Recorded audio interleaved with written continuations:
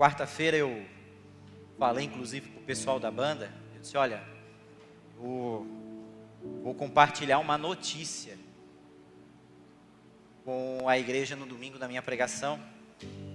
E eles ficaram muito curiosos, né? Muito curiosos, né? O que é a notícia? O que é a notícia? Né? E aí eu disse, calma que domingo vocês vão saber. Aí me chamaram e queriam um spoiler ali. Eu disse, não, eu vou contar domingo a notícia. E na verdade não é uma notícia, é uma fofoca. O Chico Gospel, vocês já ouviram falar? O Chico Gospel? Quem aqui gosta de fofoca? Ninguém gosta, né? Ninguém gosta, mas está todo mundo louco para escutar o que eu vou falar, né? Agora está todo mundo curioso, querem saber o que eu vou falar, né? Eu li essa semana e eu vou falar para vocês aqui o que eu li.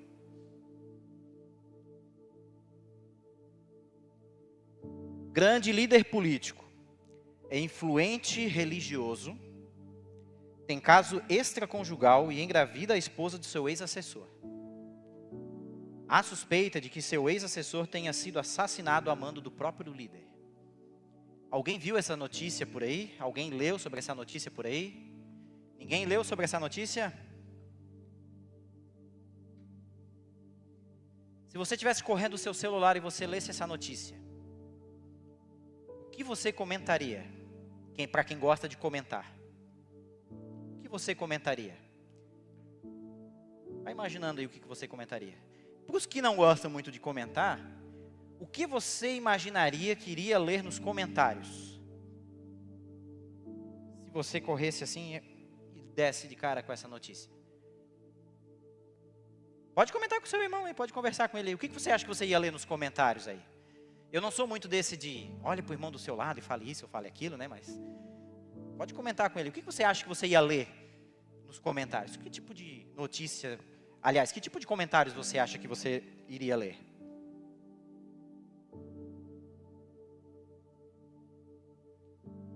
Bem, vocês podem ficar tranquilos que essa notícia não é recente, tá?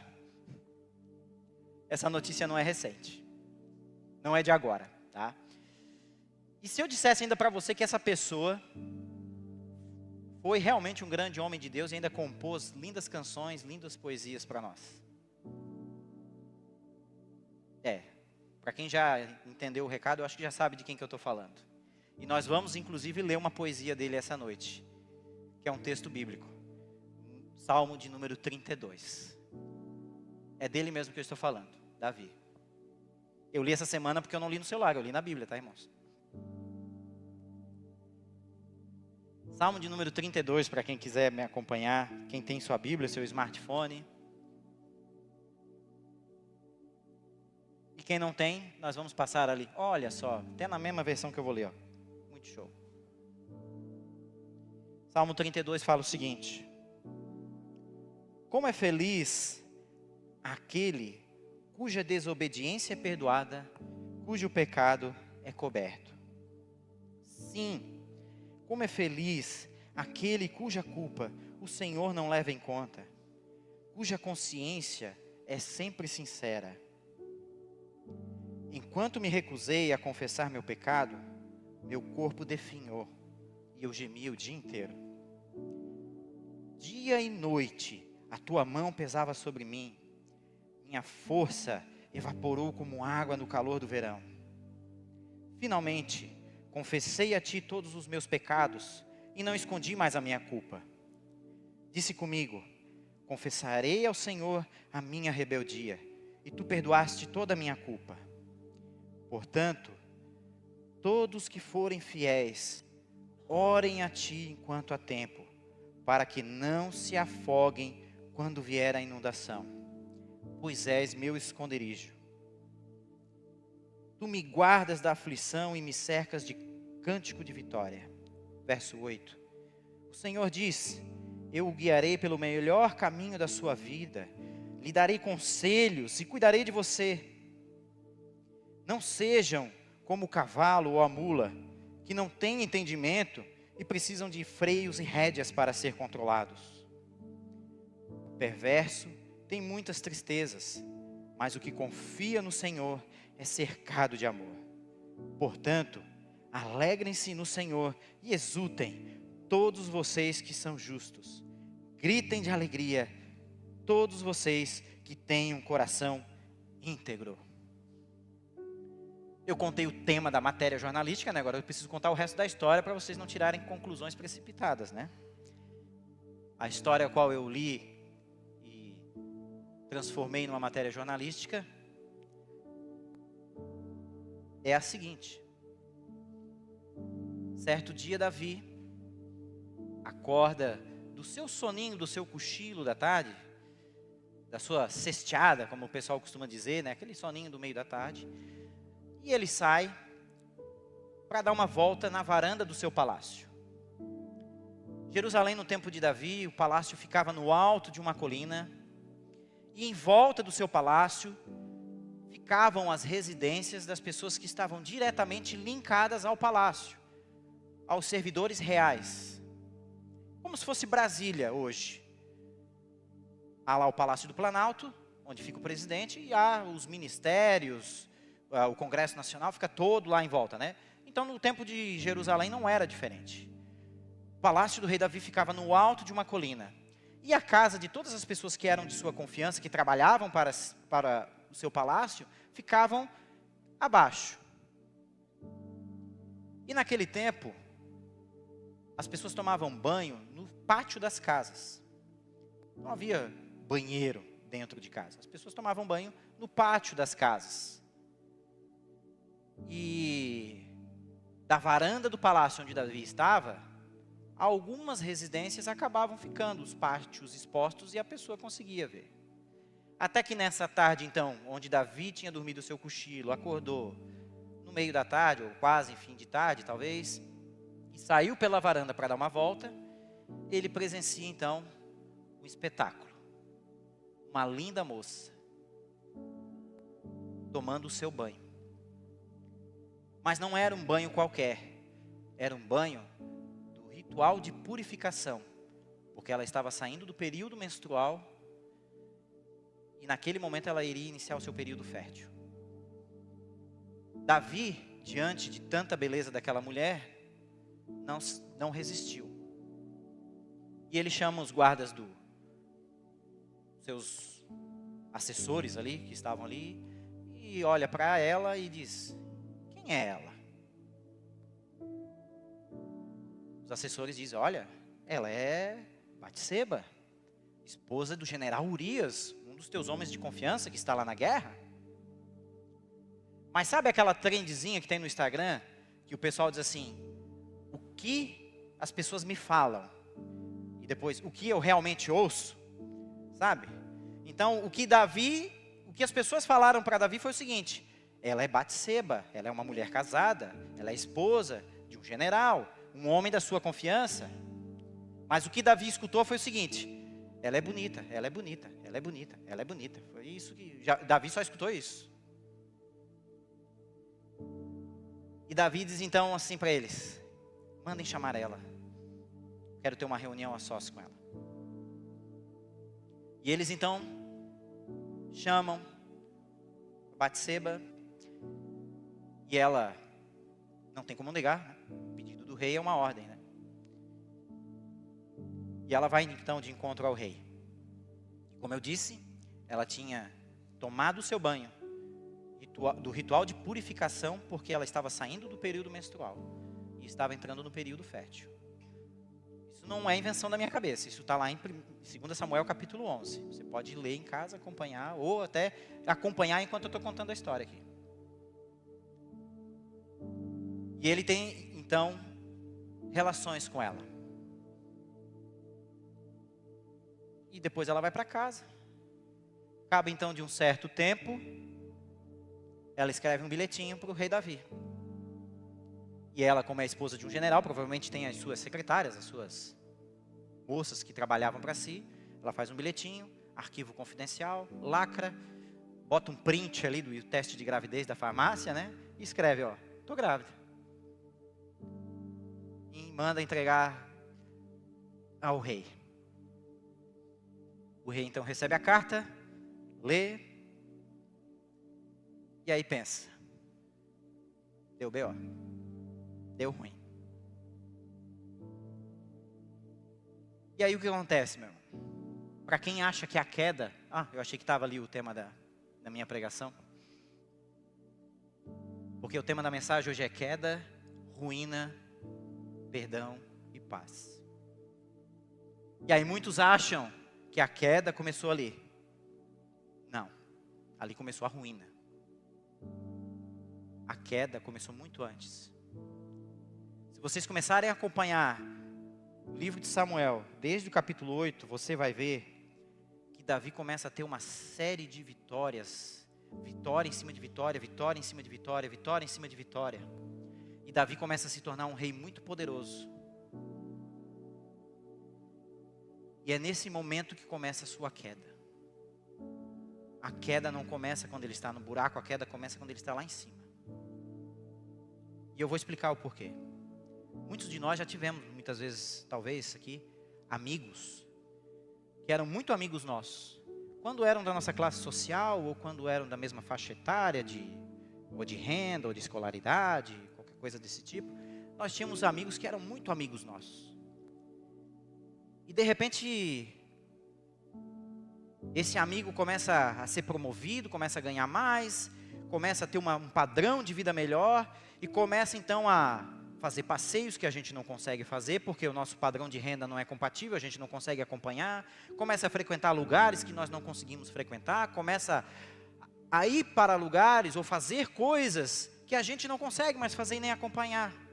E o que acontece? Essa amizade vai se esfriando e vai afastando um do outro. Um amigo vai se afastando do outro. Davi foi um homem segundo o coração de Deus, a própria Bíblia fala. Ou seja, Deus era um amigo íntimo de Davi. Mas aquela amizade que começou lá no campo, quando ele era pastor de ovelhas, aquele Deus que era seu amigo,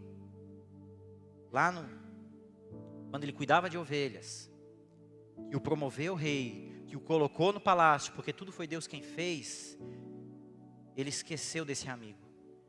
Começou a fazer coisas sem a companhia desse amigo.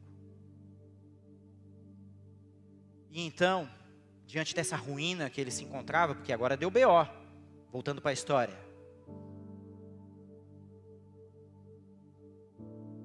O que eu vou fazer? Pensou ele. Manda chamar o general Urias. Quero saber como é que está. O pretexto, né, uma desculpa, eu quero saber como é que está a situação da guerra lá. Ele então chama o general Urias. O general Urias era um homem de sua confiança, mas não era ainda o líder da tropa, não era o general 5 estrelas, digamos assim. Davi ainda tinha um general acima, que era o Joabe. Ele chama o general Urias vem. Não demora muito, porque da onde eles estavam guerreando até o palácio de Jerusalém, dava em torno de 100, 110 quilômetros. Então ali vindo de carruagem, era um dia de viagem, estava tudo certo.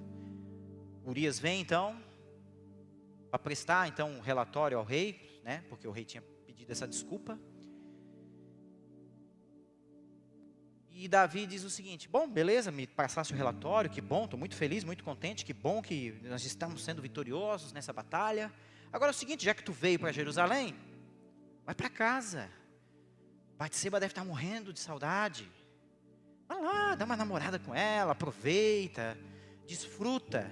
Eu vou te mandar um presente, a Bíblia fala que ele mandou uma porção de carne, provavelmente, uma tradução mais original fala que provavelmente ele mandou preparar um jantar, um banquete para ele, Batseba, para ele ter essa noite romântica. Né? Davi forçou para eles entrarem no clima. E dispensou Urias. Quando lá pelas tantas da noite, talvez Davi com insônia, como fala ali o versículo 3, né? Meu corpo definhou, de dia e de noite a tua mão, versículo 4, de dia e de noite a tua mão pesava sobre mim. Provavelmente não que Deus estava pesando a mão, mas o peso da sua consciência, não conseguia dormir, talvez começou a perambular pelo palácio e chegou lá onde estavam os guardas na entrada do palácio, Urias dormindo lá. Ele encontra Urias e ele diz: cara, o que tu está fazendo aqui? Que não fosse para casa. Não, meu senhor. Tem soldado lá morrendo, tem soldado batalhando.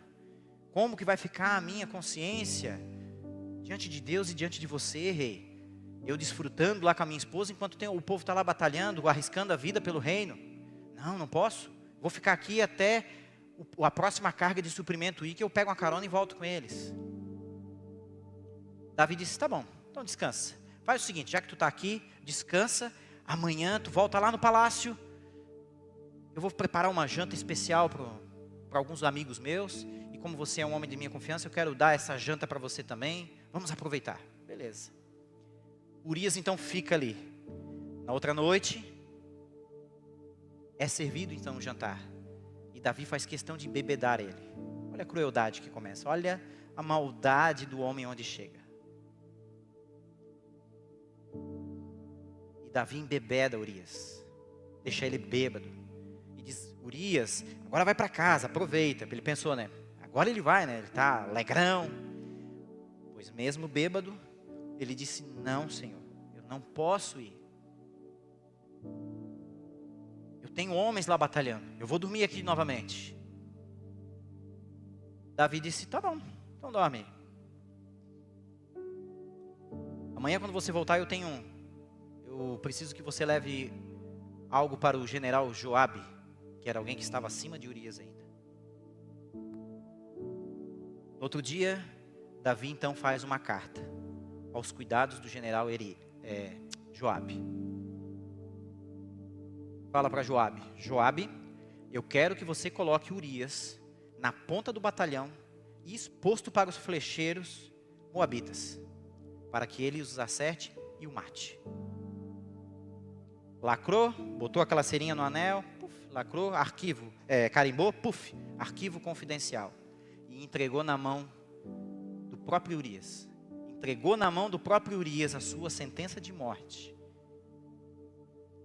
E disse, leve este recado ao general Joabe. O general Joabe, quando recebe a carta, escudeiro fiel do rei, faz então aquilo que o rei pede. E coloca ele, Urias, na ponta do batalhão, para ficar exposto para os flecheiros moabitas. E os flecheiros então acertam e matam o general Urias. Notícia corre, chega até Davi a notícia, o general Urias morreu em combate. Davi fez uma cerimônia talvez muito bonita, uma honraria para ele, né? Bem hipócrita ainda. Espera, respeita o tempo de luto de Batseba. E quando passa o tempo de luto, ele diz, chama Batseba, que agora eu vou ser marido dela. E B.O. foi contornado, né? Sujeira varrida para debaixo do tapete, tudo certo. Criou um clima desconfortável, talvez entre ele, entre Batseba, entre talvez algumas pessoas mais confidentes. Criou um clima muito ruim, mas beleza. O tempo vai resolver a situação e vai resolver o problema. Aí, meus irmãos, Deus, sabe aquele amigo que está vendo o outro amigo caminhando rumo ao precipício, caminhando rumo à desgraça da vida e não se contém? Diz, cara, esse amigo me deu as costas, mas eu preciso dele. Eu preciso avisar ele, não posso deixar ele assim. Eu amo muito ele. E Deus envia então o profeta Natã. O profeta Natã é o profeta do palácio. O profeta Natã diz, Davi, eu queria tomar um chá contigo. Eu ia dizer café, mas naquele tempo não existia café ainda. Tomar um chá contigo, eu tenho algumas coisas para te passar aí, eu acho que seria do teu interesse. Davi prontamente, não, vamos tomar um chá juntos então. E aí quando eles sentam para conversar, Davi diz, então Natã, o que tu tens para me contar? E aí Natã fez a mesma coisa que eu fiz aqui agora no começo, mais ou menos, né? Ele disse, rei, eu tenho um fuxico aí para te contar, uma história aí. Aconteceu aqui na cidade, sabe? Tinha um homem muito rico, poderoso. rebanho imenso de ovelhas. Esse cara não sabia mais onde botar dinheiro. Esse cara não tinha mais nem espaço no pasto para botar ovelha de tanta que ele tinha. E ele tinha um vizinho. E esse vizinho era pobrezinho. Só tinha uma ovelhinha. E a família tinha um apego por aquela ovelhinha. Aquela ovelhinha brincava com as crianças, comia junto com as crianças. Aquela ovelhinha era quase como se fosse da família. E acontece que esse homem muito rico recebeu uma visita em casa. E esse vizinho rico, ao invés de pegar uma das suas ovelhas para oferecer para a visita, ele vai lá e mata a ovelha justamente do vizinho, para oferecer para a visita, e deixa aquele vizinho sem nada. E ainda mata o vizinho. Davi dá um tapa em cima da mesa e disse: o quê? Isso aconteceu aqui? Pois pode mandar trazer ele aqui que eu vou executar a sentença de morte para ele. E aí Natan diz: cara, esse cara é tu, bicho. Esse cara é tu. Tanto que tu tinha, cara.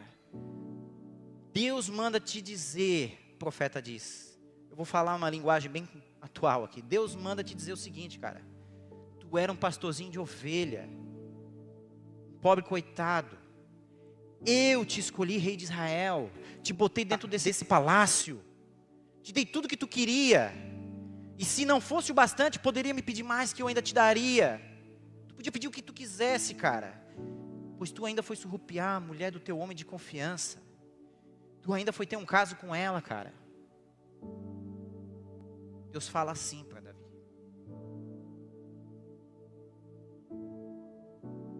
E aí no fundo do poço, na ruína, Davi tem um choque de realidade. Sabe o filho pródigo, quando a passagem da Bíblia fala que ele caiu em si? Ele caiu em si lá na miséria. O filho pródigo. Davi caiu em si lá na miséria. Aí se é nos dias de hoje, como eu falei ali, aquela notícia jornalística, né? E aí se eu dissesse assim, sem ninguém saber, esse homem aqui e tal, né? A casa caiu para ele, tem um caso, mas ele está arrependido. Talvez muitos comentários iriam aparecer ali. Também, depois que a casa caiu é fácil, né?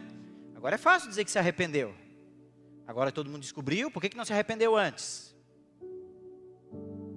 Se tivesse arrependido de verdade, tinha se arrependido antes. Meu irmão, o coração do homem, endurecido pelo pecado, não faz ele se arrepender assim fácil.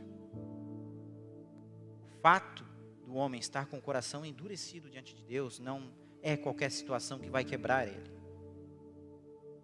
Muitas vezes Deus permite realmente a casa cair. Deus permite muitas vezes nós ir para o fundo do poço para nos mostrar que estamos errados. Deus muitas vezes manda Natãs para a nossa vida. Deus muitas vezes manda um amigo, um conselheiro. Assim como Deus é esse amigo. Natã estava representando a voz de Deus ali. Dizendo: cara, eu sempre fui teu amigo, eu sempre estive contigo, cara. Por que tu foi fazer uma coisa dessa? E aí Davi cai em si então. A queda lá atrás, ali a ruína. E aí depois dessa denúncia, Davi se arrepende. Ao se arrepender, ele encontra o perdão.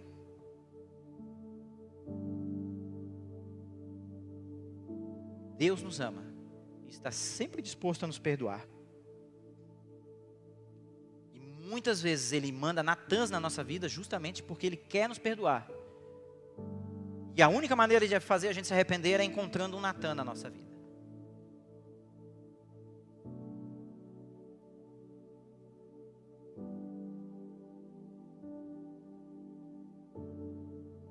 Porque é o único jeito de fazer a gente se arrepender. É encontrando-se com Natã. E quando Davi confessa então para Natã, e ele diz: pequei, fiz besteira. E a consciência de Davi estava tão pesada, que ele escreve No versículo 3 de Salmo 32. Enquanto não confessei meu pecado, meu corpo definhava. Davi quis varrer a sujeira para debaixo do tapete. Mas ele sabia que o seu reino corria perigo. O seu reinado corria perigo. Talvez não de imediato, mas a longo prazo. Porque esse filho que ele estava tendo, com Batseba, era fruto de um pecado. E pior, fruto de um crime. E esse seria o herdeiro do reino. Esse seria o herdeiro do trono. Um filho fruto de um pecado e fruto de um crime. E Davi sabia que isso uma hora ia dar ruim. Tanto que Deus perdoa Davi. Só que Deus diz para Davi: agora tu vai arcar com as consequências.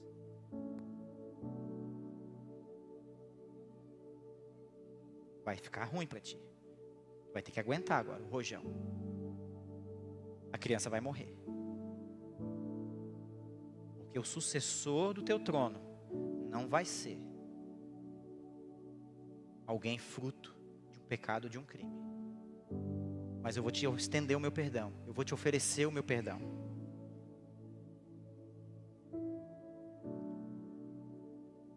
Mas Davi fala que quando ele confessa o pecado, ele encontra paz.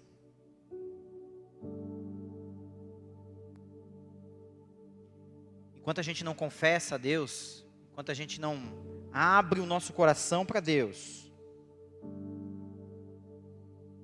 esse fardo terrível chamado culpa fica sobre nossas costas. Porém, quando a gente abre o coração para Deus, Ele tira esse fardo terrível de nós. E nós, mesmo tendo que arcar as consequências, nós arcamos em paz. Porque o próprio Deus providencia meios e providencia a solução para enfrentarmos as consequências. Porque Ele nos ama. Porque Ele nos quer perto dEle. E Davi fala: quando eu confessei meu pecado, finalmente, versículo 5, confessei a Ti todos os meus pecados e não escondi mais a minha culpa. Disse comigo: confessarei ao Senhor a minha rebeldia, e Tu perdoaste toda a minha culpa. Nós temos um Deus amoroso que perdoa. Nós não perdoamos. O nosso coleguinha do lado, quando faz algo que é pecado, nós somos condenadores, nós somos julgadores. Nós viramos as costas. Mas Deus não. Deus, Ele ama. Deus, Ele perdoa. Por isso que eu pedi no começo da história para você imaginar os tipos de comentário que você veria se essa notícia corresse no teu celular. Porque esse é o típico coração humano. O coração humano vai pré-julgar, vai condenar. Mas Deus não. Deus diz: cara, eu estou aqui. Sou teu amigo. Tu virou as costas para mim, mas eu não vou virar as costas para ti. E tu pode estar no pior buraco do mundo. Tu pode estar na maior ruína da tua vida. Eu estou aqui. Pronto. Para te perdoar, para estender a minha mão. E Davi sente esse alívio, ele sente a paz. E quando ele está compondo esse salmo, Deus fala ao seu coração e o inspira a escrever pelo menos 3 conselhos que eu quero passar para você, que foram conselhos de Deus para Davi e que são conselhos de Deus para nós hoje.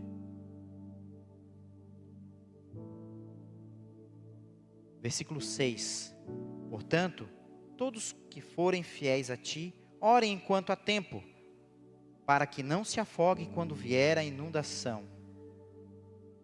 Davi está dizendo assim: mantenha um relacionamento constante e de amizade com Deus. Ele diz: orem enquanto há tempo. Davi deixou passar um tempo sem comunhão com Deus. A queda de Davi começou justamente no seu auge, no seu ápice. Porque ele começou a confiar em si mesmo. E ele parou de colocar Deus como seu parceiro de reinado.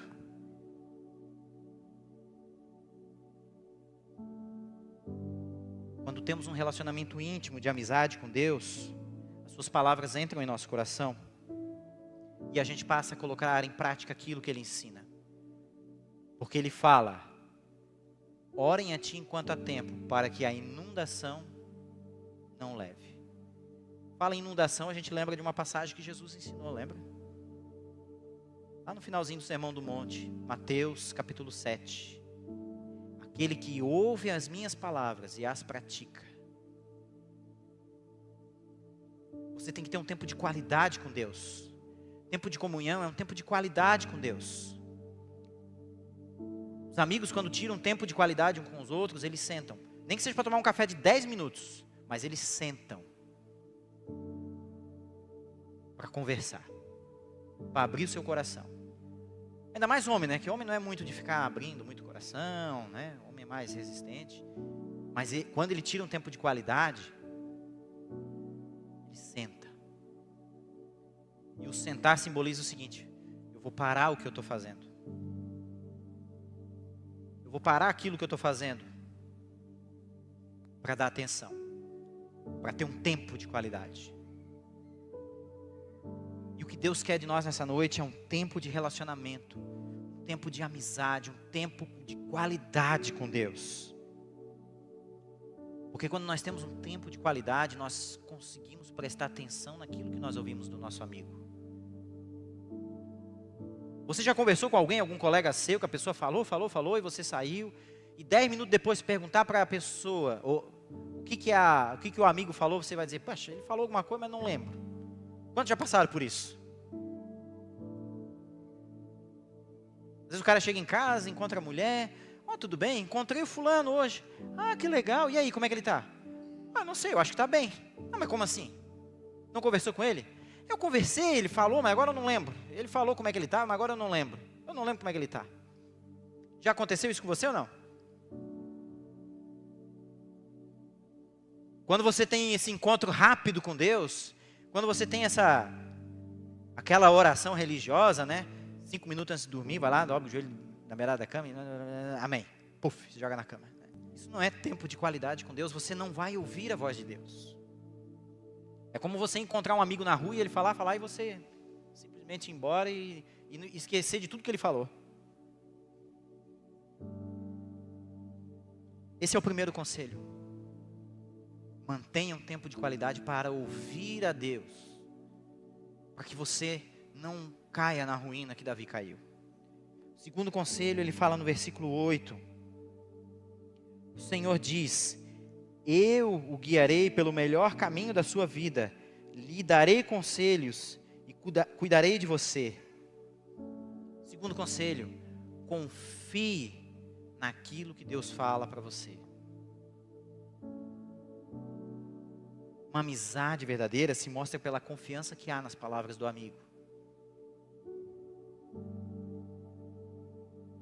Deus promete nos guiar pelo melhor caminho, cuidar de nós, nos dar conselhos. Confie nas palavras de Deus. Confie naquilo que Deus fala no teu coração. Confie na sua palavra. Confie naquilo que Ele fala para você. E o terceiro conselho, versículo 9. Não sejam como o cavalo ou a mula, que não têm entendimento e precisam de freios e rédeas para serem controlados. Não espere o pior acontecer na sua vida para mudar de atitude. Não espere a coisa ficar ruim para o teu lado. Não haja como um instinto, como um animal, que depois, para poder ir para o caminho certo, precisa de colocar rédea, colocar freio, precisa ser machucado, precisa doer para poder voltar para o caminho. Davi está dizendo assim, não seja uma mula como eu fui. Sabe na expressão de hoje, seu anta. Ele está dizendo assim, não seja essa anta que eu fui. Não seja esse burro que eu fui, de agir pelo instinto, pelo desejo, pelo impulso, como um animal. Porque foi assim que Davi agiu. Davi poderia ter passado pelo palácio, visto aquela mulher e, beleza, é uma mulher bonita, mas não é minha, pronto. Talvez o pecado da cobiça ele cometeria, mas ficaria por aí. As consequências seriam completamente outras. E Deus diz assim: não haja pelo seu instinto, não haja pela sua carnalidade, não haja de acordo com o seu próprio desejo, a sua própria vontade, porque depois para te voltar para os meus caminhos, para te voltar para os trilhos, tu vai sofrer, vai doer, eu vou ter que te machucar, porque eu vou ter que botar rédea em ti.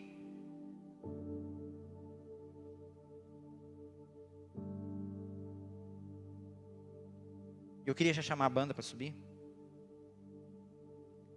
Terceiro conselho: não espere o pior acontecer para mudar de atitude. Haja de acordo com a vontade de Deus enquanto há tempo. Assim como uma amizade entre dois amigos fazem com que um deseje ser como o outro, ou um deseje ter aquilo que o outro tem de melhor, ser como aquilo que o outro é de melhor, seja assim com Deus. Seja um amigo de Deus a ponto de dizer assim: Deus, eu quero ser como o Senhor. Eu quero ter um coração como o teu, como diz a canção. Senhor, eu já não quero ser igual. Renova-me, ponha em mim o teu coração, porque tudo que há dentro de mim vai me levar para o buraco, vai me levar para a ruína. Tudo que há dentro de mim vai acabar comigo, mas o que há no coração do Senhor vai me levar por caminhos de paz. O perdão de Deus traz a paz ao seu coração. Davi deu esses conselhos para você, para que você não passe pela queda e nem pela ruína. Mas se você já está em meio à queda, em meio à ruína, o perdão de Deus está disponível para você.